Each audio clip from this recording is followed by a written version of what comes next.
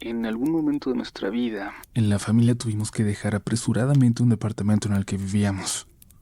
Nunca supe las razones por las cuales lo hicimos, pero una noche sacamos casi todo lo que pudimos. Lo subimos a una camioneta de un amigo de mi papá y fuimos a terminar a una vecindad en una colonia que yo no conocía, pero que sabía que era de las malas. Esta vecindad más bien era un terreno grande de piso de tierra, con 7 casitas de madera, todas levantadas a medio metro del suelo, sostenidas en barrotes gruesos que yo dudaba que las pudieran sostener con gente dentro, de tan viejos que estaban. Ahí vivimos casi un mes. Ahí aprendimos a convivir con un fantasma, con uno que nos divertía mucho al principio a mi hermana, Clara, y a mí. Clarita tenía en ese entonces 4 años. Se la pasaba detrás de mí en todo momento. Jugábamos mucho afuera, en el patio de la vecindad cuando no estaban mis papás, que en aquel tiempo era casi todos los días. Y sucedía algo muy curioso. El fantasma que habitaba nuestra casa parecía tener una obsesión por ordenarlo todo. Cuando movíamos algo en los muebles de la casa, los desordenábamos, y al volver ya estaban de nueva cuenta acomodados como estaban originalmente. Siempre sucedía, sin falta. Clarita fue la primera en darse cuenta, y en decirle a mi mamá que ahí había un fantasma. Se burlaron de ella. Le dijeron que si este fantasma iba a estar ordenando, pues qué mejor. Yo creo que pensando que lo hacía ella por jugar. Pero en la noche, escuché a mi mamá platicarle a mi papá, cuando creyeron que ya nos habíamos dormido nosotras. Le dijo que era cierto lo que les habían advertido, que las niñas habían visto algo. Mi papá le dijo que solo serían unas semanas más, que aguantara, y mi mamá siguió ignorando lo que le contábamos. Y para nosotras era divertido. Podíamos mover algo del lugar, intencionalmente desordenarlo, solo para salir a jugar unos minutos y al volver darnos cuenta de que, sin falta, todo había vuelto como estaba. A veces movíamos cosas solo para ver si pasaba, y siempre pasaba. Daba igual si era algo pequeño como una taza, o algo más grande como una silla. Al volver, todo estaba en su sitio, siempre, sin excepción. Era muy divertido. Nos imaginábamos como a un hada del orden que siempre estaría ahí para resolver lo que nosotros hiciéramos, pero las cosas no serían así para siempre. Yo empecé a jugar mucho con una niña de mi edad, que vivía en unas casas en una vecindad similar al lado. Ella se cruzaba a jugar conmigo y Clarita, quien jugaba con nosotros a ratos, pero en otros corría hacia adentro y hacia afuera de la casa, jugando con el fantasma, desordenando todo cada vez más para ponerle a prueba, hasta que en una de esas veces entró y no había nada ordenado. Todo lo que esta vez había movido del lugar, todo lo que tiró al piso, estaba tal cual como lo había tirado. Empezó a oscurecer, y la casita aquella, fría como era, ya había quedado casi en su totalidad en penumbras.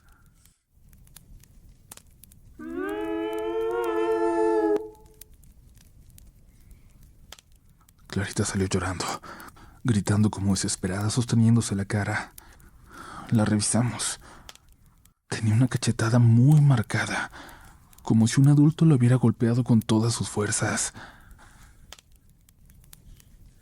Nos dijo que cuando entró vio a alguien, algo que parecía ser una figura en la oscuridad, viendo todo a su alrededor, viendo el tiradero enojada. Dijo algo muy raro. Mi hermana describió que esta figura se veía como su foto de cumpleaños, una foto que le tomaron y que se nos había echado a perder porque se mojó, dejándola borrosa. Dijo que así se veía esta figura, hasta que se acercó. Cuando salió de la oscuridad corriendo hacia ella y antes de que la golpeara la pudo ver. Era una niña muy alta, con cuerpo como de una señora, muy gordita, con los ojos enfurecidos. Antes de que Clarita pudiera siquiera darse la vuelta, mientras daba pasos hacia atrás, aquella cosa pasó de un lado a otro de la casita en un segundo y la golpeó. Mis papás estuvieron a punto de darme una paliza a mí pensando que yo la había golpeado, aunque Clarita les gritaba que no. Mi amiga fue corriendo por una vecina, y fue esta señora quien intentó convencer a mis papás de que en esa casa no estábamos, ni estaríamos solos en ningún momento. Les dijo que había algo violento, algo lleno de ira, y aunque se veía como tal, ella no estaba segura de que fuera una niña. Mi mamá le preguntó si se trataba de alguien que había vivido ahí, y la señora le dijo que de eso no podía estar segura, que lo único que sabía con certeza es que en ese lugar habían pasado cosas horribles, violentas. Mi hermana se fue con mis papás al trabajo todos los días a partir de entonces, por el resto de las 2 semanas que estuvimos ahí.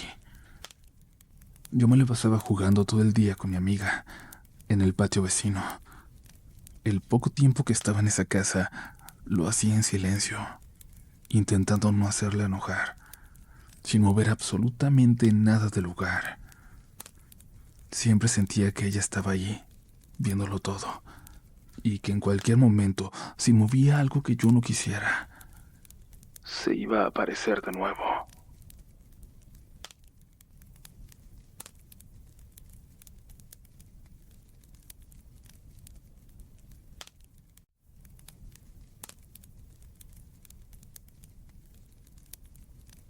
Hola comunidad, espero encontrarles de la mejor manera, con mucha salud y ya listos y listas para escuchar los siguientes relatos de la noche. Las siguientes historias que ha compartido la comunidad y que estoy completamente seguro que hoy, quieras o no, se van a quedar contigo una vez que acabe el episodio. Cuando te prepares para dormir, cuando estés por apagar la luz de tu cuarto, cuando tengas que levantarte al baño y por un momento tengas no solo la sensación, sino la certeza de que algo te espera ahí. Recuerda que si te pasa no todo está mal, porque al menos serás el siguiente protagonista de este programa. Con todo el amor del mundo, es hora de entrar en esta oscuridad, de olvidar todos los problemas y dejarlos afuera, porque aquí no pueden entrar. Solo tú, que ya te estás adentrando en los siguientes relatos de la noche. Buenas noches, Uriel, y a toda la comunidad de Relatos de la Noche. Mi nombre es Sebastián Fuentes, y soy seguidor del canal desde 2021. Siempre he admirado el respeto y la confianza que hay entre todos aquí. Mi relato favorito es La Bestia, y desde que lo escuché, he querido compartir una de las tantas anécdotas que me han contado, y alguna que otra que he vivido. Esta historia no es mía, sino de un compañero de trabajo, a quien voy a llamar Pepe. No es un relato muy largo, pero cuando me lo contó, me dejó la piel erizada. A continuación les comparto lo que me dijo. Pepe tenía alrededor de 15 años cuando sus padres compraron un terreno, donde planeaban construir una casa. Durante esa época tenían que ir con frecuencia al lugar para ayudar con los primeros trabajos. El trayecto no era tan largo, unos 20 minutos aproximadamente. Además de sus padres, solían acompañarlos sus primos y su abuela, aunque ella más que ayudar, solo iba a supervisarlos. Cuando ya había algunas habitaciones listas para habitarse, era más práctico quedarse a dormir ahí, aunque el frío de la zona, al estar rodeado de campos, era bastante intenso. Una de estas mañanas, Pepe y sus primos, que eran un par de años menores que él, decidieron recorrer los terrenos cercanos. Eran niños inquietos, de esos que siempre andaban fastidiando, y mientras exploraban una zona de maizales, se toparon con algo que les llamó la atención. Una pequeña montaña de piedras y tierra, con una cruz de madera en la cima. La cruz se veía vieja y desgastada, y sin pensarlo demasiado, Pepe comenzó a hacer alboroto. Entre bromas y risas se le ocurrió que sería buena idea deshacer el montículo. En un momento tomó la cruz con ambas manos y la arrancó de la tierra sin esfuerzo. Luego, la lanzó lo más lejos que pudo. Satisfechos con su pequeña travesura, se fueron de regreso a la casa sin preocuparse por nada. Eran niños, y no habían hecho nada que pareciera importante. Esa noche Pepe dormía en la misma habitación que su hermano mayor. No sabe exactamente a qué hora, pero en algún momento despertó con una sensación extraña. Lo primero que notó fue un olor que llenaba el ambiente. Era un olor a humo como de puro, como esos que fuman los señores mayores, pero combinado con algo más, con un hedor que le revolvió el estómago, algo parecido al olor de animales muertos. Se levantó en la oscuridad, sintiendo como el frío de la noche se colaba entre las paredes. Buscó con la mirada el origen del olor, y fue entonces cuando lo vio. En un rincón de la habitación, apenas iluminado por la luz de la luna que se metía con timidez, había un hombre. No podía ver la cara, solo la parte baja del rostro y un bigote espeso lleno de canas. Ese hombre estaba cabizbajo, fumando sin parar. Era alto, más alto que su papá. Llevaba una chamarra marrón de piel y unos pantalones gastados. También un sombrero que le cubría parte del rostro. Pero había algo más. Algo que Pepe no notó sino hasta segundos después de verlo. El hombre no estaba recargado en la pared. El hombre no tenía pies. Estaba flotando. Y en sus manos sostenía algo que Pepe reconoció de inmediato. La cruz que él mismo había arrancado y lanzado esa mañana. Sabía que no podía correr y dejar a su hermano ahí, pero tampoco le salían las palabras para despertarlo, para pedir ayuda. Con desesperación le dio unos golpes en el brazo, pero su hermano ni siquiera se movió. Entonces hizo lo único que pudo hacer. Se metió bajo las cobijas, apretó los ojos con fuerza y trató de convencerse de que era solo un sueño. Intentó controlar su respiración, obligándose a calmarse. Sentía que su corazón iba a pararse en cualquier momento y el olor a puro se sentía cada vez más fuerte, como si ese hombre se fuera acercando. De pronto el olor desapareció, de un momento a otro, como si nunca hubiera estado ahí. Pero Pepe no se atrevió a destaparse. Simplemente lloró de miedo hasta quedarse dormido. A la mañana siguiente, todavía con el miedo latente, bajó a desayunar y entre lágrimas le contó a su mamá lo que había visto. Ella, sin saber qué hacer, decidió hablar con su abuela. Pepe no esperaba el calibre del regaño que le cayó encima. Su abuela estaba furiosa. Le dijo que no tenía idea de lo que había hecho y lo obligó a regresar al lugar para buscar la cruz y colocarla de nuevo en su sitio. Pepe, acompañado de sus primos, pasó horas intentando encontrarla. Cuando finalmente lo lograron, su abuela les ordenó que por cada piedra que habían movido, rezaron un Padre Nuestro. Lo hicieron sin cuestionar nada.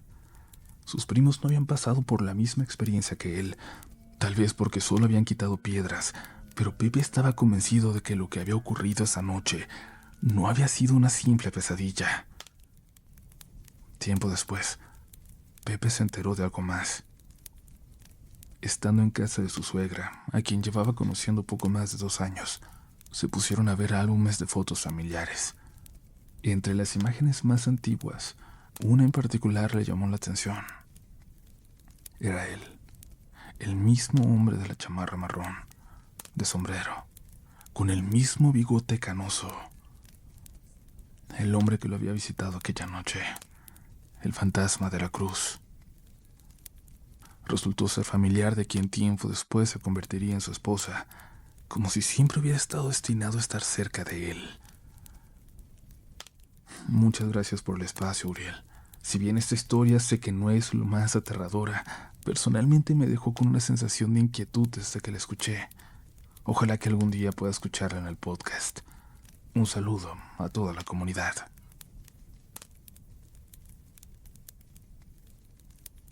Estamos a la mitad del episodio, comunidad, y como siempre yo aprovecho para decirles que busquen mi libro en su librería más cercana, en su tienda de autoservicio más cercana donde sepan que vendan libros. Ahí debe estar, y si no, en línea hay varias tiendas que ofrecen envío gratis para que llegue hasta su casa cuanto antes. Les voy a dejar un enlace en la descripción de este episodio para que le piquen y en 2 clics ya estén esperando su libro. Me cuentan, por favor, si les gustó, pero ahora ha llegado el momento de continuar, porque todavía nos quedan 2 historias muy diferentes pero sumamente interesantes. Una con la aparición de un ente que ya conocemos, del que hablamos constantemente en este programa, y la otra que nos llevará a un pueblo que parece estar maldito y donde alguien en plena terapia vivirá una especie de desconexión de esta realidad. Ya lo entenderán. ¿Listo? ¿Lista? Continuamos. Realmente pensé demasiado en contar esta historia. Siempre he sido reservada con este tipo de temas, creyendo que si no lo cuentas, tal vez no pasó. Uno intenta convencerse de que las cosas pueden explicarse de alguna manera, de que hay una razón lógica o científica para todo. Pero cuando no la encuentras, te queda la duda de si lo que viviste fue real o solo un producto de tu imaginación. Hace 4 años me mudé con mi hijo a un departamento que se encontraba sobre una avenida principal. Para nosotros era una buena opción porque estaba cerca de la casa de su papá, y de esa forma él y su familia podían estar al pendiente de cualquier cosa. Cuando llegamos, el departamento estaba prácticamente vacío. Apenas teníamos lo básico: 2 camas, un refrigerador, una televisión y poco más. Al no haber muebles, cada sonido rebotaba en las paredes. Cualquier cosa que se caía provocaba un eco extraño que hacía que el lugar se sintiera aún más frío e incómodo. No se sentía como un hogar. Desde la primera noche mi hijo se sintió inquieto. No le gustaba estar solo en su recámara y me pedía que lo dejara dormir conmigo. Pero como ya lo hacía cuando vivíamos en casa de mi mamá, pensé que era algo normal, que solo tenía que acostumbrarse a la nueva casa. Yo le decía que ya era un niño grande, que tenía que dormir en su cuarto, aunque en el fondo yo también sentía algo raro en el ambiente. Pensé que solo era la sensación de estar en un lugar nuevo, en un lugar tan vacío, tan silencioso, que se sentía como si no le perteneciera a nadie. Mi recámara tenía una ventana que daba hacia el patio de servicio del departamento de abajo. En ese patio habían construido un pequeño baño, y la estructura quedaba justo a un costado de mi ventana. Siempre pensé que eso facilitaba que alguien pudiera treparse hasta mi departamento y entrar por ahí sin mucha dificultad. Y el que ese departamento, el de abajo, estuviera desocupado me ponía más nerviosa porque, si algo pasaba, no habría nadie que se diera cuenta. Por esa razón, sobre todo, evité quedarme mucho tiempo en casa. Preferí estar en la casa de mi mamá, hasta que ya no tuve excusas para seguir evitando mi propia casa, mi nuevo hogar. El día que decidí quedarme me obligué a dejar de posponer las cosas. Había que terminar de acomodar el departamento, así que instalé las cortinas en la recámara de mi hijo. Colgué su Cristo negro en la pared y el cuadro de barro con su ángel de la guarda. Terminé alrededor de las 10 de la noche. Le di de cenar y lo acosté para dormir. Esa noche tardé mucho en dormirme yo, pero cuando finalmente lo logré, no pasó mucho tiempo para que algo me despertara. Fue algo raro, una incomodidad que no podía explicar. Abrí los ojos y vi algo parado al pie de mi cama, mirándome. Era un hombre alto, con un sombrero de ala ancha. Por los lados de la cabeza sobresalía un cabello crespo y desordenado. Llevaba puesta una gabardina negra que se confundía con la penumbra de la habitación. Me estaba viendo fijamente, pero lo peor era su sonrisa. Una sonrisa falsa, como si se le hubiera quedado congelada. Sus dientes parecían demasiado grandes, demasiado blancos, casi como los de una caricatura. No parecían humanos, sino como lo que alguien piensa que es humano. Sus ojos estaban abiertos de par en par, fijos en mí, como si llevara mucho tiempo ahí, esperando a que despertara. Por supuesto que el miedo me recorrió todo el cuerpo, que sin pensarlo me levanté de golpe, salí corriendo de la recámara y me encerré en el cuarto de mi hijo. Cerré la puerta con llave, tomé lo único que tenía a la mano, un martillo que había dejado ahí la noche anterior. Desperté a mi hijo. Sin darle muchas explicaciones, le dije que alguien se había metido al departamento. Amarré unas sábanas a la cama y lo subí a la ventana. Mi amor, escuches lo que escuches. Cuando yo te grite, ¿ya? Te bajas por la ventana, ¿ok? Le susurré. Él, aunque confundido, asintió sin hacer preguntas. Salí de la recámara con el martillo en la mano. Recorrí el departamento de punta a punta esperando encontrar a alguien, pero todo estaba en su lugar. No había rastro de nadie ni de que alguien se hubiera metido. Regresé con mi hijo y tratando de no preocuparlo más, le dije que tal vez había sido mi imaginación, que me había imaginado algo. Me creyó. Hice un par de bromas al respecto y esa noche dormimos juntos. Lamentablemente no sería la última vez que vi a ese ser del sombrero. Pasaron algunos meses. El departamento ya tenía más muebles. Todo iba mucho más normal, aunque a veces el ambiente seguía sintiéndose extraño. De vez en cuando mi hijo me decía que había escuchado que alguien le chistaba mientras jugaba en su recámara. Un chit chit, pero siempre que íbamos a ver la casa estaba vacía. Una noche de septiembre, mientras veía televisión en mi habitación, me quedé profundamente dormida. Desperté de nuevo de golpe y otra vez lo vi, pero ya no estaba al pie de la cama. Estaba a mi lado. Su rostro estaba mucho más cerca, su sonrisa era la misma, y sus ojos demasiado abiertos, que me miraban con una intensidad que me hizo sentir que ni siquiera podía respirar. No tenía dónde correr. No me quedaba más que cerrar los ojos con fuerza y cubrirme con las sábanas, como un niño, como si eso pudiera hacer que desapareciera. No supe cuánto tiempo pasó. Solo esperé conteniendo la respiración hasta que sentí como si la luz del día empezara a entrar por la ventana. Hasta entonces me atreví a descubrirme. Ya no estaba.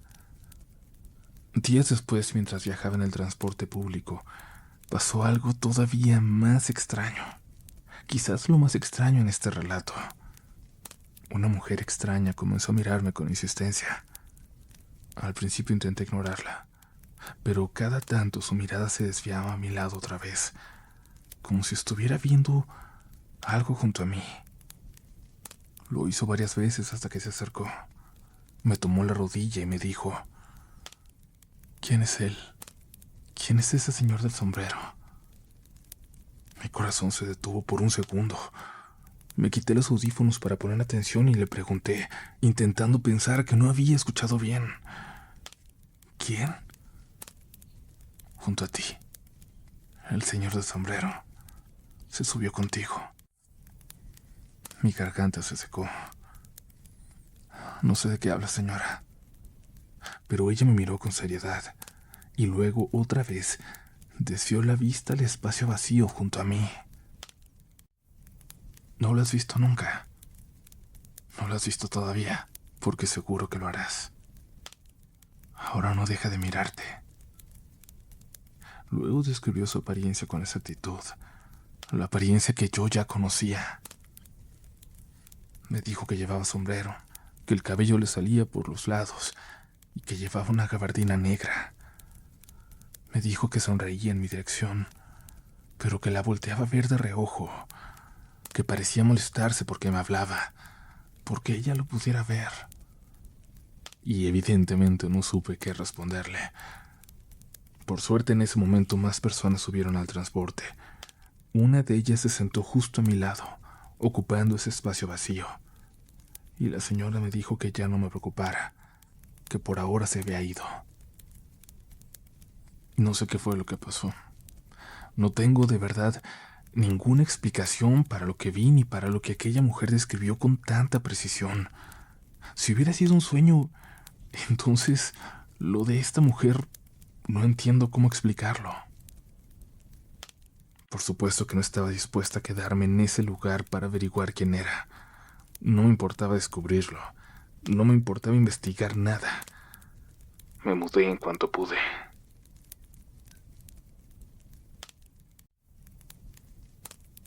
Hola Uriel y comunidad Relatos de la Noche. Llevo bastante tiempo escuchando el canal y, como a muchos, me ha ayudado a sobrellevar situaciones delicadas en mi vida. A ti te diré mi nombre, pero les pido que en el relato sea anónimo. Tengo 28 años y soy de Querétaro, Querétaro. Vivo en un pequeño pueblo algo alejado de la ciudad, que hasta hace algunos años era un lugar demasiado tranquilo. Sin embargo, últimamente, una gran cantidad de personas, en su mayoría jóvenes, se han suicidado. Es un fenómeno extraño, y aunque varias familias han sido afectadas, nadie se ha tomado la molestia de investigar a fondo qué podría estar ocurriendo. Quiero mencionar que tengo un relato pendiente por enviarles. Ha sido muy difícil escribirlo, ya que hacerlo implica recordar, y eso ha sido sumamente doloroso por las razones que ya mencioné. Pero ese relato lo dejaremos para otra ocasión. Hoy quiero compartirles algo que jamás imaginé contar aquí, y mucho menos me imaginé vivir. Esto ocurrió apenas ayer, justo al inicio del año. Debido a situaciones muy delicadas en mi vida, relacionadas con el suicidio de personas que fueron importantes para mí, he requerido ayuda especializada. Desde hace meses asisto semanalmente a terapia. Aunque las heridas han sanado casi por completo, sigo asistiendo para continuar mejorando como persona. Sé que muchos no le dan importancia a este tipo de ayuda, pero en mi caso ha sido fundamental. En mi caso los avances han sido evidentes. Y todo iba bien hasta ayer, 2 de enero. Asistí a mi consulta como siempre. Esta vez los temas eran bastante simples. Asuntos laborales y algunos cambios en mi trabajo que, la verdad, no me preocupaban demasiado. A pesar de eso, prefiero no interrumpir mis citas hasta que mi terapeuta considere que estoy lista para el alta. Era más bien un día tranquilo, sin estrés, y todo parecía indicar que terminaría la noche con una consulta favorable. Sin embargo, lo que ocurrió durante la sesión fue extraño. Realmente no sé cómo llamarlo. Quizás por escuchar relatos al canal podría describirlo como un fallo en la realidad. Pero mejor prefiero que ustedes juzguen. La consulta comenzó con normalidad. Sin embargo, aproximadamente a la mitad empecé a notar cosas extrañas. En un momento desvié la mirada, como usualmente hago al intentar recordar algo, y cuando volví a ver a mi terapeuta, sus ojos estaban diferentes. Cada uno miraba en direcciones muy opuestas, como si trataran de ver hacia sus orejas. Fue un par de segundos, pero me desconcertó. Al principio pensé que era yo quien estaba percibiendo mal, pero mientras avanzaba la sesión, esto ocurrió repetidamente. Cada vez que sus ojos se desviaban de esa forma, intentaba convencerme de que tal vez había sido una ilusión óptica, un error de percepción. Cabe mencionar que mi terapeuta no usa lentes, así que descarté un reflejo o algo similar. Esto no fue lo único. En su momento, sus expresiones faciales comenzaron a cambiar de manera extraña, como si intentaran deformarse. Sin embargo, era como si las detuviera, como si ella evitara hacerlo para regresar a la normalidad. Fue inquietante porque durante este proceso parecía que se trababa. No la escuchaba seguido, como si de un fallo en una película se tratara, como un video de internet cuando se traba. Aunque me sentí impresionada, intenté mantener la calma. Continué hablando como si nada, para no perder el control o parecer alterada, pero hubo un momento en el que me miró fijamente, con una expresión que me dejó helada. Era como si supiera que yo me había dado cuenta de lo que estaba sucediendo. Salí de la consulta en silencio. Mis papás y mi hermana me recogieron para ir a cenar, y sinceramente en ese momento no lo quise pensar demasiado. Creo que estaba todavía en alguna especie de shock. Sin embargo, al llegar a casa, un par de horas después, fue cuando realmente procesé lo que había ocurrido. Aún no logro encontrarle ninguna explicación lógica. No tengo idea de qué pensar. Ahora espero mi siguiente consulta, como cada semana, pero estoy ansiosa por saber si algo similar ocurrirá de nuevo. Gracias por leerme. Aunque esta historia no se publique, me siento tranquila al compartirla con ustedes. Les envío un saludo desde Querétaro y les deseo que pasen muy buenas noches.